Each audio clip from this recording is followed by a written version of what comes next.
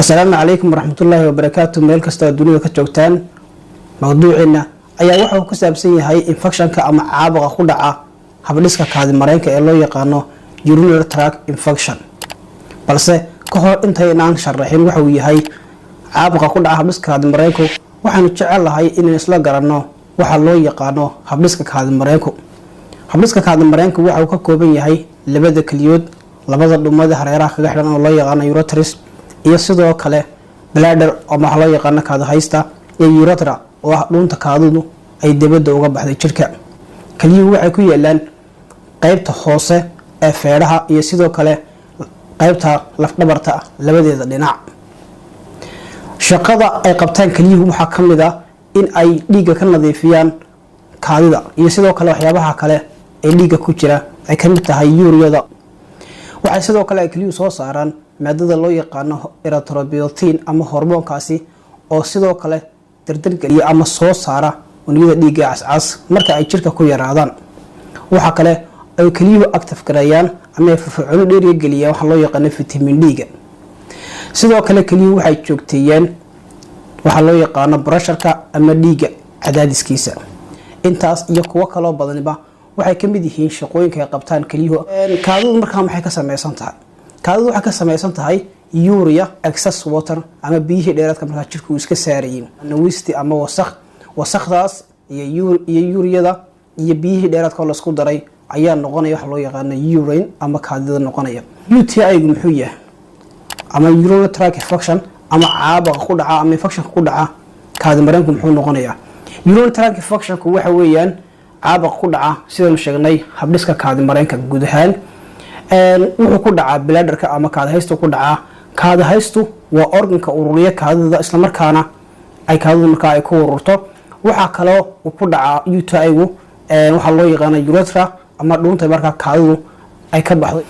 urinary tract infection-ka marka laga hadlayo xageebu saameyn kara habdhiska kaadi mareenka ka hadalay meelaheebu saameyn kara. meelaha markiiba uu saameyn karo waxa kamid ah kaliyaha, waxa kale kamid ah bladder-ka ama kaadi haysti, waxa kale kamid ah tubuliski oo noqonay urethra oo dhunta kaadida saarisay, iyo ureterski oo kuwii ka soo qaaday kalida ee keenayay bladder-ka ka soo shubay kaadida. marka laga hadlayo UTI-gu ama infection ku dhaca habdhiska kaadi mareenku waa ka labaad infectionada ama caabuqyada ku dhaca systemiska ama habka jirka markaa uu ka samaysan yahay. tusaale ahaan oo kale sanadkii waxaa la sheegaa in ku dhow 1 milyan oo qof inay booqdaan goobaha caafimaadka si looga daweeyo. urinary tract waxaa loo qaybiyaa laba qaybood baa loo qaybiyaa, qayb hoose iyo qayb sare. qaybta hoose waa urethra oo dhunta kaadidu ka baxaysay, iyo bladder-ka oo qaybta markaa kaadida lagu kaydinayay. qaybta sare waxa weeyaan ureterski labada dhumada kaliyaha hareeraha kaga xidhnaa iyo labada kaliyood ayaa noqonaya qaybta sare ee habdhiska kaadi mareenka. laba xaasaba ama maxaa keena waxa loo yaqaano infection ku dhaca habdhiska kaadi mareenka. waxyaabaha keena waxa ugu badan bacteriyada ama microbes waxa loo yaqaano. bacteriyadaas waxa kamid ah bacteriyada loo yaqaano Escherichia coli iyo sidoo kale chlamydia iyo mycoplasma. intaas ayaa kuwa ugu caansan ee microbeska ama bacteriyooyinka keena waxa loo yaqaano UTI-ga. tusaale ahaan oo kale Escherichia coli iyadu waxay ku dhacdaa dhammaan habdhiska kaadi mareenka. risk factorska ama waxyaabaha inta badan halista ay keeni kara UTI-ga maxay noqon karaan? waxa kamid ah tusaale ahaan kale haddii mid kamid ah partnersku ama labada qof ee lamaanaha uu qabo UTI ka kale si fudud markaa u gudbin karaa. waxa kale oo kamid ah diabetes, dadka markaa macaanka leh sonkorta leh qofka nadaafadiisu ay liidato sidoo kale waa ku dhici karaa. waxa kale oo ku dhici karaa qofka haddii catheter la geliyo. waxa kale oo kamid ah qofka markaa kaadida cishcishada. waxa kale oo kamid ah kidney stones waxa loo yaqaano ama dhagaxaanta kaliyaha gala. waxa kale oo kamid ah waxyaabaha dhimada laga hortago. haweeneyda uurka leh sidoo kale waa ku dhici karaa. dadka immune-kooda ama habdhiska difaacooda u hooseeyo. qodobka muhiimka ah ee marka halkan ku jira aynu doonayno inaan sheegno waxa kamid ah dadka iska caadeysta ama isticmaala waxa loo yaqaan antibioticska. calaamadaha lagu garan karo UTI-gu muxuu noqon karaa? aad bay u fara badan yihiin, balse waxaan kala qaybinaynaa inagoo eegayna regionkii ama qaybahan kala qaybinay habdhiska kaadi mareenka, lowerka iyo upperka, qaybta hoose ee habdhiska kaadi mareenka iyo qaybta sare. calaamadahooda inta badan way kala duwan yihiin, qaarna iskaga mid ay noqon karaan. calaamadaha lagu arko waxa kamid ah inuu si dhaqso markiiba uu jecel yahay ama aan kaadida ku sameyn inuu haysto qofkaas oo markaa doonayo inuu kaadida si dhaqso dibadda ugu saaro.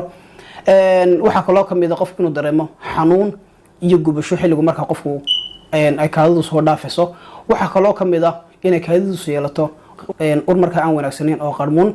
mararka qaarkood waxa lagu arkaa dhiig inuu soo raaco kaadida. waxa lagu arki karaa dheecaan. waxa kaloo kamid ah inuu qofka uu xanuun ka dareemo qaybta hoose ee caloosha iyo sidoo kale inuu xanuun ka dareemo dhinaca dambe gaar ahaan laf dhabarta labadeeda dhinac. calaamadahan soo socda iyaga waxa lagu gartaa qaybta sare marka qofku gaar ahaan ureteriska iyo kidneyga markuu infectionka uu saameeyo. waxa kamid ah inuu qofku xanuun ka dareemo dhinacyada. waxa kaloo kamid ah qofku inuu dareemo xumad inuu dareemo. waxa kaloo kamid ah in qofka lagu arko qarqaryo ama dhaxan. waxa kaloo kamid ah in qofka lagu arko yelaaligo ama lalabo iyo sidoo kale matag. mararka qaarkood qofkaas waxa lagu arkaa maxay in uu hoos u dhaco awoodiisa hoos u dhaco dabcan qofkaas mar walba yahay qof taalan. baaritaanku wuxuu noqonayaa in qofka kaadida laga qaado. marka kaadida qofka laga qaaday waxa laga eegayaa bacteria inay ku jirto. waxa kale laga eegayaa inay ku jiraan unugyada dhiigga cadcada. haddii lagu arko unugyada dhiigga cadcada sidoo kale waa la hubinayaa. haddii markaa uu ku qanci waayo qofku markaa baaraya ama dhakhtarka baaraya kaadida qofka laga qaaday waxa la mariyaa baaritaano kale sida in laga qaado sawir ultrasound, CT scan, MRI. waxa kaloo la sameeyaa in la eego waxa loo yaqaano urodynamics. urodynamics wuxuu noqonayaa in la eego in kaada haysta qofku waxa loo yaqaano sphincter muscle-ku oo masalka haya u dhaxeeya kaada haysta iyo urethra inaanu markaa aanu wax dhibaatooyin ka jirin.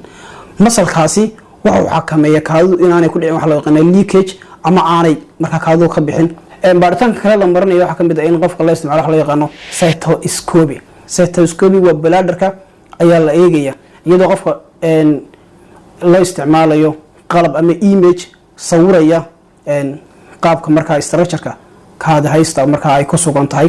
su-aal baa inta badan soo noqnoqota taasoo ah sababta ay haweenku uga badan yihiin waxa loo yaqaano urinary tract infection-ku maxay noqonaysaa. waxaa la yidhaahdaa urethra dhuunta kaadida dibadda uga saarta jirka way ka gaaban tahay marka loo eego ragga. tusaale ahaan oo kale waxaa lagu cabiraa haweenka inay tahay 4 centimeter halka ragga ay tahay 20 centimeter. taas ayaa inta badan ugu wacan in utaygu uu markaa ku soo noqnoqdo. treatmentigu ama daweynta sida loo daweynayaa sidoo kale waxay ku base garaysantahay ama ay ku saleysan tahay bacteria-da nooca keentay ama sababta urinary tract infection-ka. marka bacteria-da ayaa specific ama markaas lagu qiimeynaya dawada loo qorayo. inta badan dawooyinka loo qoro utayga dadka markaa uu ku dhaco waxa weeye waa antibiotics. dawadu nooca noqonayso iyo markaa xilliga ama waqti qofkaas intuu qaadanaya iyaduna waxay ku base garaysnaanaysaa ama ay ku saleysnaanaysaa calaamadaha laga arkay qofkaas looga hortago ama sida markaa looga taxadiro inaan qofka ku dhicin waxa loo yaqaano infection ku dhaca habdhiskaada mareenku. qofku waa inuu cabaa biyo fara badan. qofku inuu ka taxadiro alcoholka caffeine maadada loo yaqaano. in qofku had iyo jeer ku dadaalo nadaafada ama nadiifinta xubnaha taranka. waxa kaloo kamid ah inaan qofku aanu isticmaalin waxyaabaha cadarka oo haddii qofku cadar ku buufiyo xubnaha taranka oo kale waxa laga yaabaa inay nooleyaasha ku jiray ay u arkaan in waxyaabo soo weeraray. in qofku xidho qodobka ugu dambeeya khaasatan marka xagga hoose laga xidho kuwa markaa aan qofku ahayn ama aan ku dheganayn jirkiisa oo inta badan cudbu ka samaysan. aad ay u mahadsan tihiin daawashadiina. wixii markaa fadlan aad hayso talo iyo tusaale qaybta hoose ee commentiga noogu reeb. assalaamu calaykum waraxmatullaahi wabarakaatuh.